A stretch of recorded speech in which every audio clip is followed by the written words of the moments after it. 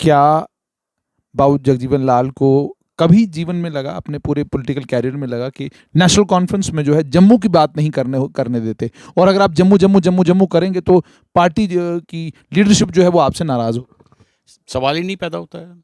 देखिए, अब मैं अपनी कॉन्स्टिट्यूंसी की बात करता हूँ, उसके होना या ना होना कोई मेरे लिए मायना नहीं रखता। वो 20-22 साल रहा, कभी मेरे रियासी में नहीं गया वो। आपकी कॉन्स्टिट्यूंसी में नहीं आए? अभी गया ही नहीं। अब वो पूछ लेना उसको, कभी पूछो कभी गया रियासी। अपनी बिजनेस के सिलसिले में गया होगा तो मुझे पता नहीं, बाकी कभी नहीं मेरे इलाके में वो गए। राजनीतिक उठापटक जम्मू कश्मीर में लगातार जारी है। नेशनल कॉन्फ्रेंस के पूर्व प्रोविंशियल प्रधान देवेंद्र सिंह राणा आज भारतीय जनता पार्टी के हेडक्वार्टर पर पहुंचे और वहां पर उनका भव्य स्वागत हुआ। नई शुरुआत है उनके लिए। लेकिन मेरे साथ इस वक्त नेशनल कॉन्फ्रेंस के एक बड़े पुराने और कद्दावर नेता हैं, बाबू जगजीवन लाल। रियासी से एमएलए भी रहे हैं और इस समय रियासी से ही डिस्ट्रिक्ट डेवलपमेंट काउंसिल के मेंबर भी हैं। आइए इनसे समझने की कोशिश करते हैं कि क्या था इतिहास नेशनल कॉन्फ्रेंस का और भविष्य में ये क्या देख रहे हैं। जगजीवन लाल जी, सबसे पहले तो मुझे ये बताइए कि देवेंद्र सिंह राणा का नेशनल कॉन्फ्रेंस से बीजेपी ज्वाइन करना जाती तौर पर आपको कैसा लगा? पहले तो आपका बहुत बहुत मैं स्वागत करता हूँ। मुझे आपने मौका दिया और अपनी बात में कह सकूँगा। देखिए, बात यह है कि राणा साहब एक पार्टी में बड़े कदावर बना दिए गए थे। मोस्ट इन्फ्लुएंशियल जिसे कहते हैं वो था। वो पार्टी की लीडरशिप, चाहे वो उमर साहब थे या फारूक साहब थे, या कश्मीर की लीडरशिप या जम्मू की, उनके अधीन थी। और वो जो चाहते और जो वो करना चाहते वो हो जाता था। मैं खुद हैरान हूँ कि कुछ ही दिनों के अंदर यकदम उन्होंने अपना फैसला बदल करके एक उस जमात में चले गए जिसको उन्होंने 20 साल अनसेकुलर फोर्सेस का एक मजबूआ कहा। ये कहा जाता था कि ये सेकुलर जमात नहीं है, ये कम्युनल जमात है और ये हिंदू मुसलमान पैदा करके असली मुद्दों से लोगों की तवज्जो हटाकर कम्युनल कार्ड प्ले करके अपना पॉलिटिकल कैरियर आगे लेके चलते हैं। तो आज उसी में उनका जाना जो है, ये बड़ा ही एक मुश्किल सवाल है कि वो क्यों चले गए, किन हालात में गए हैं और उसको कैसे हम डिफेंड करें। अब बहुत सारे लोग मुझे कहते हैं कि आपको उनके जाने का नुकसान है, शायद आप भी मेरे साथ ऐसा सवाल करेंगे। देखिए, किसी के जाने का नुकसान तो, जिसको हमने 20 साल लगे डेवलप करने में, पॉलिटिकल उसकी एक पहचान इस पार्टी से बनी, जिसको पार्टी ने क्या नहीं दिया। एक डायरेक्टर्स ऑन बोर्ड जो थे, डायरेक्टर की पोस्ट से लेकर के एडवाइज़र, पॉलिटिकल एडवाइज़र, 2 बार एमएलसी और फिर चीफ मिनिस्टर उमर अब्दुल्ला साहब के खास दोस्त 3 बार आए उसको जिताने के लिए नगरोटा कॉन्स्टिट्यूंसी से, और नगरोटा से जिता करके एमएलए भी बनाया और प्रोविंशियल प्रेसिडेंट बनाया। और क्या पार्टी से आप तवक्को रखते थे? अब मैंने सुना है शायद कि वो चीफ मिनिस्टर बनने चले गए हैं। तो ये बीजेपी जमात होती है, ये बड़े बड़े झांसे पार्टियां देती हैं। बीजेपी को छोड़िए, कांग्रेस भी देती रही है, लेकिन जब मौके पर चौका जो लगता है वो बड़ा बहुत मुश्किल होता है। मुझे यकीन नहीं आ रहा है कि वो चले गए। आज भी मैं उनको अपना दोस्त मान के चल रहा हूँ। मुझे तो वो बड़ा अपना एल्डर समझते थे, मुझे कहते थे आप मेरे वालिद के दोस्त हैं, मेरी बड़ी इज्जत करते थे। ज़बान से बड़े मीठे हैं, प्यार बड़ा देते हैं, लेकिन अंदर खाने कोई पता नहीं चलता उनका कि क्या सोच है उनकी और कैसे चले गए हैं। और सलाथिया बेचारा, चलो उसका फिर वाजिब था जाना, मैं मान लेता हूँ कि वो चला गया तो उसको कहीं मिनिस्ट्री से एक ज़माने में निकाला था, लेकिन पार्टियों में बड़े हेर फेर होते हैं, फैसले होते हैं बड़े, उसको मानना पड़ता है पार्टी का। तो वो उसको छोड़ के जाना पड़ा और वो चला गया, वो भी चला गया उनके साथ। ये दोनों जो फेसेस जो हैं, लोग कहते हैं जी पार्टी को बहुत बड़ा नुकसान हुआ। मैं समझता हूँ कि नेशनल कॉन्फ्रेंस एक ऐसी जमात है जिसमें बहुत इंट्रीग्स हुई है राइट फ्रॉम 47। मुझे मेरे वालिद साहब उस वक्त मेंबर कॉन्स्टिट्यूंट असम्बली थे जब 53 में शेख साहब को, आपके पिताजी कॉन्स्टिट्यूंट असेंबली के मेंबर थे, और जब उनको गिरफ्तार किया गया, क्या नाम क्या था? Shri Mansukh Rai ji, member constituent assembly थे वो, और पहले एमएलए रियासी से बने वो, मेंबर कॉन्स्टिट्यूंट असम्बली उस वक्त कहते थे। तो वो जब बने तो 53 में जब वो गिरफ्तार हुए, मुझे वो, हम छोटे बच्चे थे उस वक्त, पैदा भी नहीं हुए थे, जब हम समझने और सोचने के काबिल हुए तो उन्होंने जब पुरानी हिस्ट्री हम घर में बैठकर पॉलिटिकल बात करते थे तो वो मुझे बताते थे कि जब शेख साहब को गिरफ्तार किया गया तो सबसे पहले उन्होंने पूछा कि बख्शी गुलाम मोहम्मद को कौन सी जेल में भेजा गया है। तो इंटेलिजेंस के लोगों ने कहा कि वो आपकी जगह जो प्रधानमंत्री का जिनी कुर्सी होती थी या प्रधानमंत्री की जो कोठी थी उसमें चले गए। उस वक्त उसको होश ठिकाने आई कि डिसलॉयल भी हो सकते हैं इतने, जिसको मैंने डिप्टी प्राइम मिनिस्टर बनाया अपने साथ, और वो आज मुझे इतना धोखा दे के चला गया। तब धोखा हुआ। 75 का कार्ड हुआ, मुफ्ती साहब भाग के छोड़ के चले गए। 84 में GM शाह छोड़ गए, DD ठाकर छोड़ गया, लेकिन पार्टी चलती रही और पार्टी चलते चलते चलते आज तक चल ही रही है। आज देवेंद्र राणा और ये दोनों चले गए हैं। लोग कहते हैं कि बहुत बड़ा धक्का लगा है। इतने मैं ज़रूर मानता हूँ कि किसी के जाने का दुख भी होता है और धक्का भी होता है, लेकिन संभल जाता है आदमी। ये थोड़ा है कि पार्टी किसी की मोहताज है, पार्टी लोगों के साथ चलती है। लोग आइडियोलॉजी के साथ जुड़े होते हैं।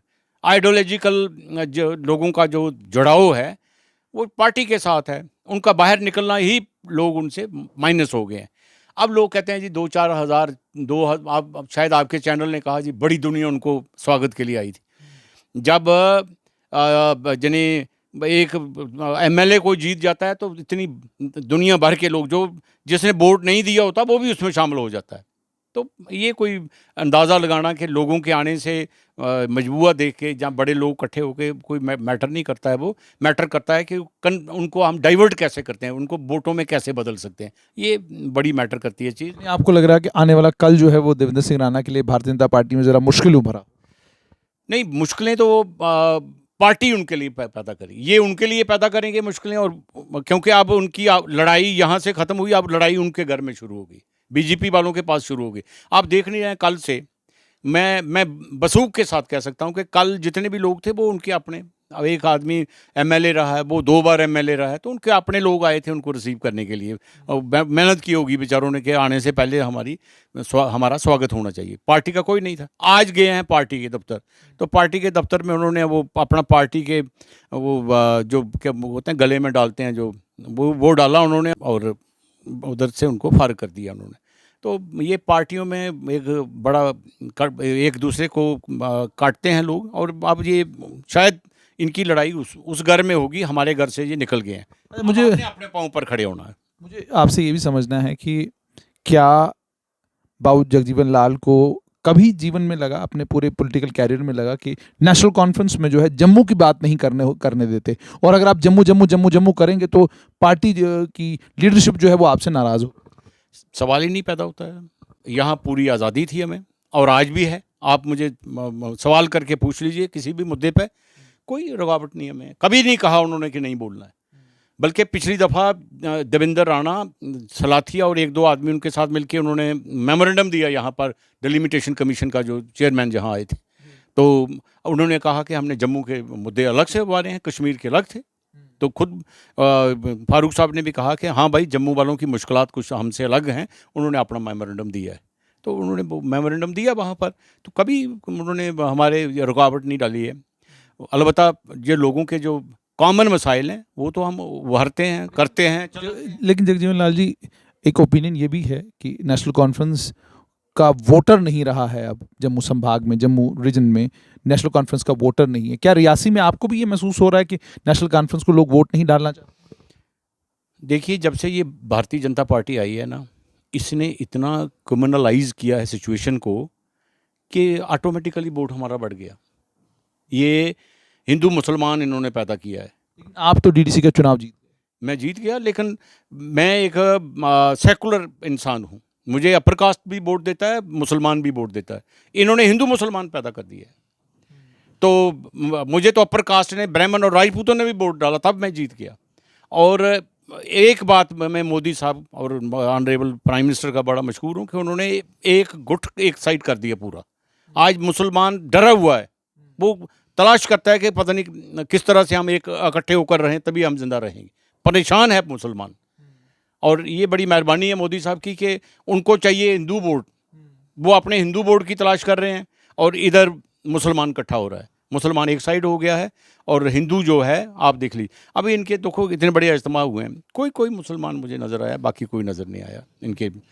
लेकिन अब इनको ये समझ नहीं आ रही है कि पॉलिटिक्स जो होती है वो, अगर ऐसी पॉलिटिक्स करते तो कभी हमें आज़ादी नहीं मिलती। हिंदू, मुसलमान, सिख, ईसाई सब मिलजुल कर हमने जंग लड़ी है, तब जाके देश आज़ाद हुआ था। अगर हम हिंदू और मुसलमान की बात करके लड़ते तो फिर कभी नहीं हमारा होता ये, जब तब तो आज़ादी कभी नहीं हमें मिलती। हिंदू मुसलमान के मसला नहीं है यहाँ पर, जहाँ सब लोगों को एक साथ लेकर के चलने का मसला है। अब बताइए, आने वाले कल में जब जम्मू कश्मीर में चुनाव होंगे, क्या देखते हैं आप जम्मू संभाग में देवेंद्र सिंह राणा के ना होने से आपको क्या नुकसान? देखिए, अब मैं अपनी कॉन्स्टिट्यूंसी की बात करता हूँ, उसके होना या ना होना कोई मेरे लिए मैंने नहीं रखता। वो 20-22 साल रहा, कभी मेरे रियासी में नहीं गया वो। आपकी कॉन्स्टिट्यूंसी में नहीं आए? अभी गया ही नहीं। अब वो पूछ लेना उसको, कभी पूछो कभी गया रियासी, अपनी बिजनेस के सिलसिले में गया होगा तो मुझे पता नहीं, बाकी कभी नहीं मेरे इलाके में वो गए। जहाँ तक कि पिछले 2014 के बाद मेरी रैली थी बहुत बड़ी, उसमें तो ये भी नहीं आए। उमर साहब थे चीफ मिनिस्टर जहाँ के, तो मेरी कॉन्स्टिट्यूंट उधर 15,000 लोगों की एक बहुत बड़ी रैली थी, 15,000 लोग था उसमें बैठा हुआ, ये नहीं आ सके। कहा गया कि मौसम ठीक नहीं था, जहाज़ नहीं उठ पाया, जिसमें वो टोनी भी रह गया था, मलिक साहब थे ऊपर, वो भी रह गए, और मेरी भी नहीं हो सकी थी। उससे नुकसान हुआ, मैं कुछ वोटों का नुकसान तो हुआ होगा ज़रूर। पार्टी में लोग बातें तो करते हैं कि यार लीडर नहीं आया इनके लिए, तो वो भी मेरे लिए एक इंडिपेंडेंट इलेक्शन थी। बहरहाल मजबूरी भी होती है। डीडीसी का चुनाव भी आपके लिए इंडिपेंडेंट? मैं इंडिपेंडेंट ही था। मुझे कहा पार्टी ने कि हम आए, मैंने कहा नहीं, इतना सारा तो मैं खुद ही मैनेज कर लूँगा। मुझे खुद गुप्ता साहब ने कहा था कि आप चाहो तो मैं उमर साहब को ला सकता हूँ, फारूक साहब को। मैंने कहा ये छोड़ो मेरे ऊपर, मैं निकल जाऊँगा इसमें से, हम खुद लड़ेंगे इसके लिए। तो ये नहीं था कि मैंने मना किया पार्टी को, मैंने कहा आप छोड़ो, मैं भी इतना ताकतवर हूँ कि इतना सारा काम मैं खुद करूँ। क्या ये सच है कि अपने 20 साल के इस लंबे कैरियर में पूर्व प्रोविंशियल प्रधान बाबू जगजीवन लाल की कॉन्स्टिट्यूंसी में टोटल आए ही नहीं? मैं पूरा ध्यान लगा के आपको बता सकता हूँ कि वो कभी नहीं आए। शायद एक दफ़ा रियासी में, जबकि सदोत्रा साहब प्रेसिडेंट थे, तो वो एक दफ़ा आए थे रियासी में कि उनके साथ। बाकी उमर साहब का एक रैली हुई थी, मैंने बहुत बड़ी शानदार रैली की थी, उसमें वो एज ए स्पेक्टेटर थे वहाँ भी, वो तो कोई भाषण वगैरह नहीं था। उसकी कोई खास वजह? क्योंकि जाहिर सी बात है, जब पार्टी को अगर मजबूत करना है तो प्रोविंशियल प्रधान की तो जिम्मेदारी है कि उसको चारों तरफ घूमना चाहिए। शायद वो ये महसूस करते थे कि ये मैं जूनियर हूँ इनसे, ये बड़े सीनियर लोग हैं, तो वो मुदाखलत कम ही करते थे और कम ही आते थे।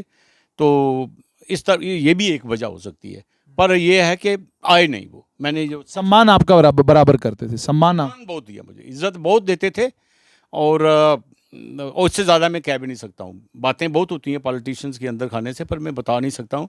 लेकिन यह है कि सम्मान, इज्जत बहुत दी उन्होंने मुझे, और वो चले गए हैं, मुझे अफसोस है उनका। पर यह है कि कोई तो वजह होगी जिसलिए गए हैं, जहाँ तो कोई लिक्विडिटी, कोई उनको कोई अच्छी चीज़ वहाँ मिलने वाली है, वो इसलिए गए हैं, या उनकी कोई मजबूरी है, या और कोई वजह हो सकती है। पर यहाँ से ज़्यादा कौन देगा उनको? यहाँ पार्टी ने क्या नहीं दिया उनको, पार्टी ने क्या नहीं दिया। हमें बहुत अफसोस है कि उनको नहीं जाना चाहिए था। मैंने उनको सराथिया साहब को ख़ास तौर पर मैंने टेलीफोन करके भी बताया, मैंने कहा आप मत जाइए, ये वक्त नहीं है आपका जाने का, आप रुके रहें। क्योंकि उन्होंने क्या कहा? उन्होंने कुछ नहीं, हंसी मजाक में ही बात टाल दी, और वो उनका मन बना हुआ था जाने के लिए, वो चले गए। तो इससे ज़्यादा कोई बात नहीं हमसे मेरे साथ कर पाए वो। अलबत्ता मैं ये आपको बताता हूँ कि उनका जाना इस वक्त उनके लिए भी घातक साबित होगा, क्योंकि बीजेपी डाउनफॉल की तरफ जा रही है, डाउन जा रही है इस वक्त। देखिए, इतने मुद्दे जो हैं, हर मुद्दे पे भाजपा फेल हो रही है। आज जो रविंद्र राणा साहब तो बड़े कसीदे पढ़ रहे थे कि इतनी सेंट्रल यूनिवर्सिटीज़ आ गई, इतने एम्स आ गए, इतना फलाना कुछ आ गया। ये साबका सरकारें जो थी, उन्होंने कहा रेल आ गई, उनके मोदी साहब के आते ही रेल आ गई। एक इतिहास है इसके पीछे कि मैं एमएलए था, जनता दल की तरफ से जीत के गया था असेंबली, इंडिपेंडेंट, और मैंने पासवान जी रेलवे मिनिस्टर थे और देवगौड़ा जी प्रधानमंत्री थे। उस वक्त मैंने डाइवर्शंस करवाई थी, ये जा रही थी पत्नीटाप से होकर के संगलदान से गुजरनी थी ट्रेन। मैंने उनसे दरख्वास्त करके, रिक्वेस्ट करके, और जो कि उन्होंने मान ली मेरी बात, उनके रेजिडेंट्स पे ये बात हुई और उन्होंने डाइवर्शन की कटरा से जा रही है अब ये, जिसमें मैंने कहा करोड़ों लोग यात्री जो आते हैं उनके लिए एक सुविधा होगी और ये इस तरफ से जानी चाहिए। आज उस पर काम लगा है। तो कटरा जब रेल पहुंची तो मोदी साहब ने आकर के फीता काट दिया, तो उसका ये मतलब थोड़ा कि रेल उन्होंने लाई, रेल और देवगौड़ा के ज़माने में आई, उसके लिए पैसा मनमोहन सिंह सरकार ने दिया। उसके बाद अटल बिहारी वाजपेयी की सरकार आई, फिर इसकी आई, मनमोहन जी की आई, इनके ज़माने में भी उसके लिए पैसा आया उधर आगे जाने के लिए, श्रीनगर तक पहुंचने के लिए। जो प्रोजेक्ट सरकारें बनाती हैं वो, अब नासरी का टनल था, इस तरह रेलवे का जिस तरह प्रोजेक्ट बना तो वो चलना ही था, उसको कौन रोक सकता था। नेशनल प्रोजेक्ट है एक वो। इसी तरह नासरी टनल जो है वो फीता काटने से वो उसके ज़िम्मा थोड़ा लग जाता है मोदी साहब के, वो पिछली सरकार का बना हुआ था। आप देख रहे हो टनल्स बन रहे हैं, जिस तरह जवाहर टनल बना तो उसका कहीं ज़माने से लगा हुआ था, वो मोदी उसके मनमोहन सिंह की सरकार से शुरू हुआ था। देवलाल जी, एक चीज आपसे और जानना चाहूंगा, पीछे जब डीडीसी के चुनाव हुए, चुनाव में जो समीकरण बने उसमें आपने तवक्का की थी कि एजाज खान और उनके भाई मुमताज खान जो है बीजेपी को समर्थन दें? देखिए उन्होंने बड़ा वो एक सस्पेंस बना के रखा हुआ था। वो कहते हैं कि हम इसके खिलाफ हैं, बीजेपी के खिलाफ इलेक्शन लड़ने, क्योंकि ऊपर मुस्लिम पॉपुलेशन है, उनको वोट चाहिए मुस्लिम वोट। तो उधर तो कहते हैं अपनी पार्टी जो बनी हुई है, तो वो अपनी पार्टी जो है वो बी टीम है इसकी, उनकी बीजेपी वालों की बी टीम के तौर पर वो काम करते हैं। अब चूंकि उसकी कंपल्शन ये है कि वहाँ पर मुस्लिम पॉपुलेशन है, तो बीजेपी को मुस्लिम वोट बड़ा मुश्किल से मिलता है, क्योंकि उनको पता है कि वो क्या बरकतें दे रहे हैं इनको, लोगों को सारी उनको मालूम है, ये सारी मालूमात उनके पास हैं। तो इसलिए वो बी टीम बन के यानी वो करते हैं, काम करते हैं, और उसकी अपनी भी शख्सियत है उसके। चेयरपर्सन तो बन सकता था आपका समीकरण। मुझे लाया ही इसने, एजाज खान ने कहा कि आप चेयरपर्सन बनेगा, और 11th आवर पे वोट दूसरी जगह डाल दिया उसने। तो पॉलिटिक्स में धोखे तो होते हैं, उसने दे दिया धोखा, मुझे कोई फ़र्क नहीं पड़ा उससे, उसको अपनी क्रेडिबिलिटी का सवाल है ये। अब वो इधर कहते हैं कि नहीं जी उसने नहीं दिया, लेकिन मुद्दा है, असल बात ये है कि उसने खुद नहीं दिया तो बाकी वालों ने। ये शाहजरा कादरी जो है, ये रात को मुझे कह रही थी आपको वोट देना है, सुबह वोट उधर डाल दिया, बीजेपी को डाला और हमारे 7 वोट उसको पड़े, हमारे 4 वोट, एक कांग्रेस का और 3 हमारे वोट थे, वो वोट हमने उसको दिए, और बाकी वाले इसने दिए वोट, एजाज खान ने दिए, तो उसको मिल गया, वो अपना वोट डाल के 8 बन गए उसके, तो वो जीत गई वो। तो अब वो कहती थी कि किसी ने पूछा कि कैसे आप बन गई वाइस चेयरमैन पर्सन, तो उसने कहा जी ऊपर वाले को ही पता है, मुझे नहीं पता है। तो बाकी वो तो सच कहती है, क्योंकि वो बन गई। और हम भी रहे इस मलाल में कि ये बोर्ड, इसका बोर्ड मुझे मिलने वाला है। ये बड़ी अजीबोगरीब दास्तां है सारी। वो हमने उसको डाल दिया, उसने हमें नहीं डाला, धोखा उन्होंने किया। चलो ठीक है, बन गई है तो एक लेडी है बेचारी, तो बन गई, तो मैंने कहा चलो ठीक है, इसको चलना चाहिए, और चलाते हैं उसको, हम उसको चला रहे हैं इस वक्त। और उससे काम तो क्या करना होता है। देखिए ये जो पंचायती राज पे मैंने आपकी बात सारी सुनी थी, आपने बड़ा एक्ट के ऊपर बड़ी कि what are the powers, BDC की क्या है, डीडीसी की क्या है, अभी तक तो वो नहीं, उनका क्लैरिफिकेशन हो रही है। पैसा इनके पास है नहीं। रेलवे मिनिस्टर इनका रियासी में आया था, मैंने बेबेंगे दहल कहा कि ये इतना कम पैसा आप दे रहे हो, ये तो आपने इतनी बड़ी फौज इकट्ठी कर ली। वो कहता है 50,000 लोगों का हमने, आज वो रविंद्र रैना जी कह रहे थे कि 50,000 लोगों को हमने काम में इसमें दे दिया, ये जो डीडीसी, पंच, सरपंच वगैरह। मैंने उसको कहा कि हम भी उसी लाइन पे थे, जम्मू कश्मीर के कॉन्स्टिट्यूशन के मुताबिक हम भी उसी लाइन पर जुड़े हुए थे, 3 टायर सिस्टम लाएंगे। लेकिन जब हमने पंचायती राज कायम किया तो उन्हीं दिनों में मैं असम्बली का मेंबर था, और असम्बली के ऊपर एक बहुत बड़ा हमला हुआ उस वक्त, जब इतनी बड़ी लॉ एंड ऑर्डर की समस्या थी वहाँ, कि जब हमने हुकूमत संभाली फारूक साहब ने 96 में, तो आपको पता है कि कितनी हालत ख़राब थी कश्मीर की। तो आस्ता आस्ता आगे बढ़ रहे थे हम भी, होना चाहिए था। 3 टायर सिस्टम आया, ठीक है, आया, अच्छी बात है। रिजर्वेशंस की कुछ पॉलिसीज़ आई हैं, फॉरेस्ट एक्ट वगैरह इसमें आए हैं, तो हो सकता है आस्ता आस्ता हमने भी इसके ऊपर अमल करना था, हमारी पार्टी को भी करना पड़ना। देखो कंट्री के साथ चल रहे हैं तो कंट्री की मानना पड़ती हैं, जो कंट्री के अंदर सारी बातें होती हैं, मुल्क के अंदर जो होती हैं, तो हमने भी उस पर अमल करना था। तो उसके पहले यहाँ ये सिचुएशन बनी, भाजपा सरकार सेंटर में आई, इधर उथल पुथल हुए, और महबूबा मुफ्ती की सरकार बनी, आई गई, तो ये सारे इसी में लगे हुए थे। तो इन द मीन वाइल ये जो स्टेट हमारी थी, स्टेट की ड्यूटी बन गई, तो यूटी जब बनी तो इनका वो लागू हो गया, यानी कानून सारे, और सारे वो तब्दीलियाँ आ रही हैं इस वक्त, बहुत सारे 800 कानून बदले हैं। तो it is because of union territory, ये जो यूटी जो हमारी बनी है जो, तो हमें तो क्या मिला, वो कहते हैं जम्मू वालों को बहुत कुछ दे दिया। तो हमारी अच्छी भली स्टेट थी, सदियों से हमारी स्टेट चल रही थी, स्टेट की हम यूटी में आ गए। यूटी में आज चीफ मिनिस्टर की हालत देखिए, केजरीवाल का क्या होता है, रोज़ झगड़े होते हैं, ऊपर नीचे लगे रहते हैं बेचारे। तो हमें कमज़ोर कर दिया इन्होंने, दिया कुछ नहीं। जम्मू वालों को भी ये मलाल है कि हमें कुछ मिला है। मैं बसूख के साथ कह सकता हूँ कि जम्मू वाले अंदर अंदर से कोई भी खुश नहीं है। महंगाई इतनी है कि मैं आपको आंकड़े एक दे सकता हूँ कि मैं अभी देख रहा था, मैं national central monitoring of Indian economy का जो है, उसके आंकड़ों में सबसे ज़्यादा इस वक्त बस्ट एवर हिट हुई है जम्मू कश्मीर। 21.6% इस वक्त इसमें आ गई है, अनएम्प्लॉयमेंट का रेट है। फिर उसके बाद आपका नेशनल स्टैटिस्टिकल जो सरकार की तरफ से आए हैं, NSO की जो रिपोर्ट आई है, इसमें 7.39, आपको तो पता है, आप तो इतनी बड़ी इन्फ्लेशन। इसके बाद आप चलिए आगे देख लीजिए, इनका भूखमरी में आज पाकिस्तान भी हमसे आगे है, यानी पीछे हम इस वक्त 100 कुछ नंबर पे आ गए, 101 नंबर पे आ गया, और 92 पे पाकिस्तान बैठा है। तो बुरी हालत है, we have been badly hit in the country. Petrol और डीजल की कीमतें आप देखो तो गरीब आदमी की अप्रोच से बाहर है सारा कुछ है। और उसके साथ इन्फ्लेशन, जितनी महंगाई है। मैं एक ज़माने में यानी तेल जो हम लेते थे 70 रुपये लीटर, आज 240 रुपये, 250 रुपये लीटर है वो। मैंने सब्जियों के ऊपर रियासी में एक बात चली थी, तो बड़ी वो कह रहे थे हमने बहुत कुछ करें। मैंने कहा ये सारा ट्रांसपोर्टेशन का जो मसला है, जो इसके ऊपर हिट करता है सारा। तो आज सब्जी इतनी महंगी है कि गरीब आदमी की अप्रोच से बाहर है। आज गरीब भूखे सोते हैं यहाँ पर, रोजी रोटी नहीं। वही कहते हैं जी हम वो दे रहे हैं, फ्री राशन दे रहे हैं, फ्री वैक्सीनेशन कर रहे हैं। इन्होंने खुद बताया, इनका वो ये जो पुरी जो आए थे मिनिस्टर का 1-2 दिन पहले, वो बता के गया है कि हमने ये पेट्रोल और डीजल के ऊपर रेट जो बढ़ाए हैं, आज भी 34 पैसे और 35 पैसों की रेशो से पेट्रोल और डीजल की कीमतें बढ़ गई हैं। तो उसमें से पैसा इकट्ठा करके इन्हीं लोगों का पैसा इन्हीं के ऊपर लग रहा है।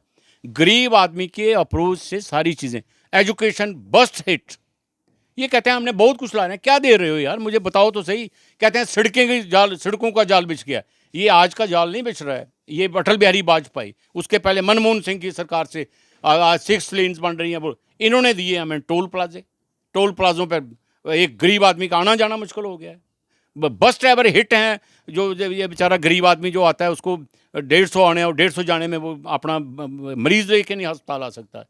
और दवाई का तो मतलब नहीं होता अगर किसी हॉस्पिटल से आपको मिल सकती है। तो ये जो मगेरी लाल वाले सपने हैं, मगेरी लाल भी अपने सपनों में बादशाह होता है और बाकी उनके पल्ले कुछ नहीं है। ये वो सूरत हाल है इस वक्त मुल्क और रियासत की। बहुत बहुत शुक्रिया। तो ये थे बाबू जगजीवन लाल। आपने लगभग सभी बातें इनसे सुन ली और ये भी सुन लिया कि नेशनल कॉन्फ्रेंस से देवेंद्र सिंह राणा तो गए हैं, लेकिन पार्टी उनके जाने से कमज़ोर नहीं बल्कि मजबूत होगी।